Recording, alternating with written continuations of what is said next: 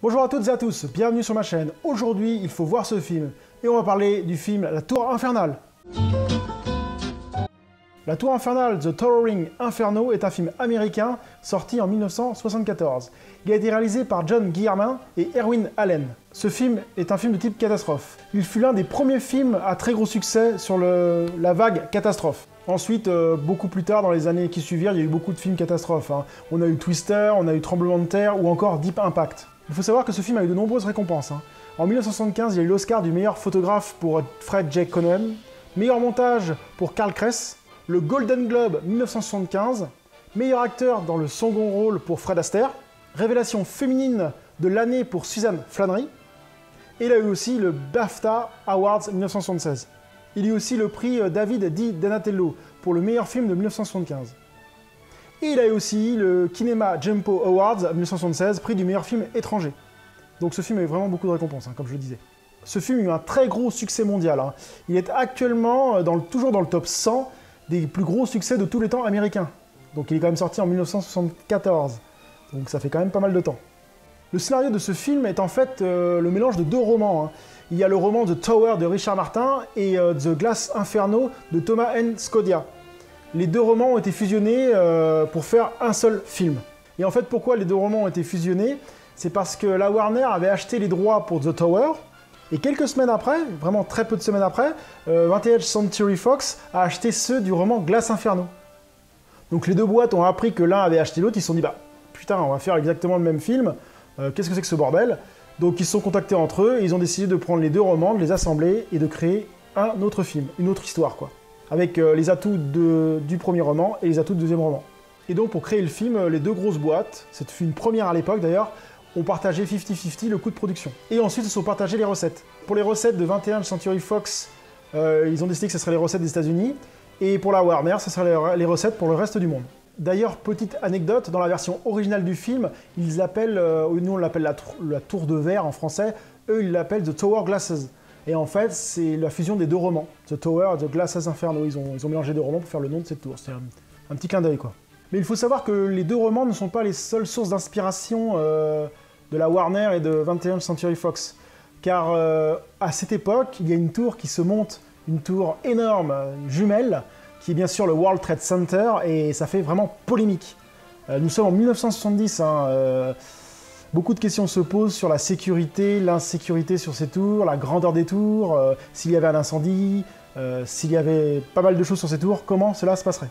Et donc à l'époque, les médias, les pompiers, les services de sécurité, la police, enfin tout le monde, même le grand public, se dit mais on commence à avoir des tours très hautes, comment cela va finir et où sont les sécurités, et voilà quoi. Par exemple d'incendie, les risques de tremblement de terre et les risques malheureusement de terrorisme qui s'est passé quelques décennies plus tard avec l'attentat du 11 septembre sur les World Trade Center. Donc comme chaque grosse boîte de production avait choisi le réalisateur, ils ne voulaient pas évincer l'un ou l'autre, ils ont dit on va mettre les deux réalisateurs en même temps. Donc c'est pour ça que dans ce film il y a deux réalisateurs, il y a John Guillermin et Erwin Allen. Alors si on regarde un peu, ces deux réalisateurs ont fait pas mal de films. Je ne rentrerai pas dans les détails dans cette vidéo, c'est pas le sujet, mais vous pouvez aller voir leur biographie, leur filmographie. Alors si on parle niveau acteur dans ce film, il y a beaucoup de grandes stars de l'époque. Je vais citer que les principaux. Donc nous avons Steve McQueen, Paul Newman, William Holden, Faye Dunaway, Fred Astaire bien sûr, Richard Chamberlain et Robert Vaughn. Bien sûr, à cette époque, ce sont de très grands acteurs. Chacun a fait pas mal de films et a une très grande carrière derrière. Donc je pense que le budget du film est passé pas mal là-dedans aussi. Mais je n'entrerai pas dans le détail de leur biographie, ni de leur filmographie, vous pourrez regarder sur Internet. Alors parlons de l'histoire de ce film. Mais avant, je vous mets la bande-annonce. Regardez. Steve McQueen and Paul Newman race against time as one tiny spark becomes a night of blazing suspense. The Towering Inferno. It's out of control, and it's coming your way.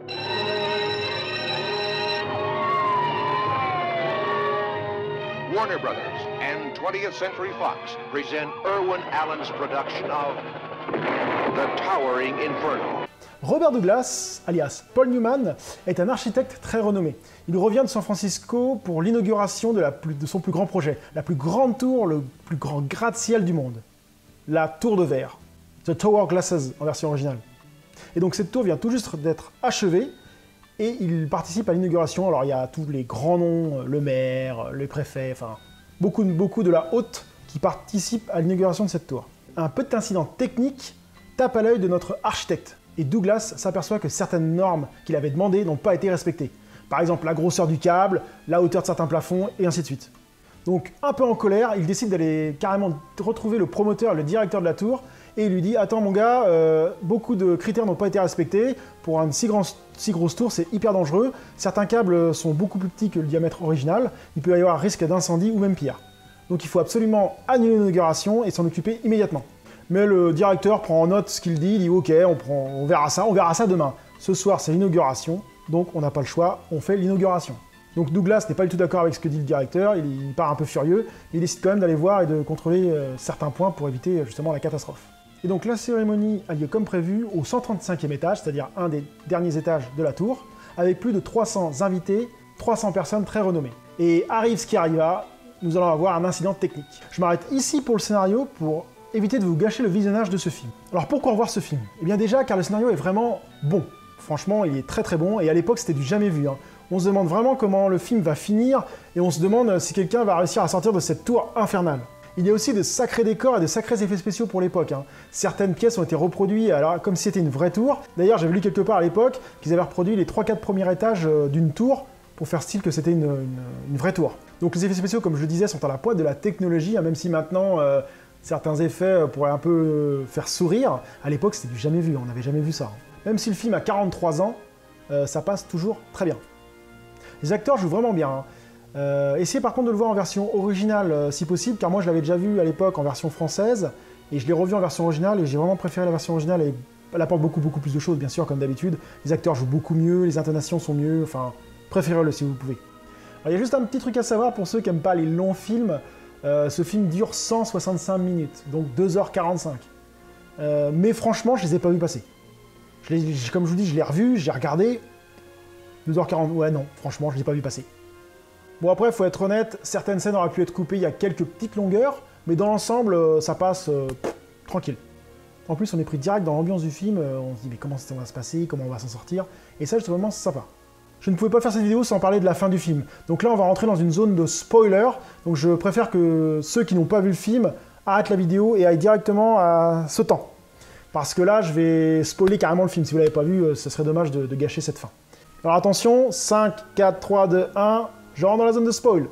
Alors quand on regarde le film et qu'on voit un peu la fin de ce film, on peut être un peu dérouté, car quand on le regarde maintenant, on peut se dire « Ah oui, quand même, les attentats du 11 septembre au World Trade Center, 27 ans après le film ». Car si vous vous rappelez la fin du film, quand Steve McQueen parle à Paul Newman à la fin, je vais vous mettre le petit extrait, je vous le mets en français, écoutez ça. On a eu de la chance ce soir, il y a eu moins de 200 morts. Oh, et un de ces jours, vous tuerez 10 000 personnes avec un de ces pièges à flammes. Et moi, je continuerai à bouffer de la fumée, à sortir des cadavres, jusqu'à ce que l'un de vous nous demande comment les construire.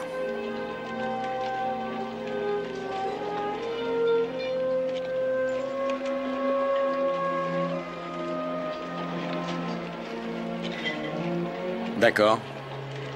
Je vous le demande. Vous savez où me trouver. Au revoir, l'architecte. Quand j'ai revu ce film, la fin, je l'avais vu bien avant 2000, et là je l'ai revu après, et avec ce qui s'est passé le 11 septembre à World Trade Center, la fin a tout son sens, quoi. J'ai fait waouh. Les paroles de Steve McQueen et Paul Newman étaient vraiment visionnaires, et surtout au niveau prévention, sur ce qui pourra arriver dans le futur. Rien que cette fin, pour moi, le film, waouh, énorme, quoi. Il donne encore plus de puissance au film après ce qui s'est passé, malheureusement, le 11 septembre. Donc oui, pour moi, ce film est un film culte, un incontournable des années 70, et vaut le détour. Donc, même si vous avez du mal avec les vieux films, moi, je vous conseille de le voir au moins pour votre culture cinématographique, car c'est un très bon film. Alors oui, j'entends déjà certains qui sont un peu plus jeunes dire « Ouais, les films des années 70, c'est pas terrible et tout », mais si. Regardez-le si vous pouvez. Essayez au moins, essayez. Si ça vous branche pas, bah, vous arrêtez. Mais essayez de le voir quand même.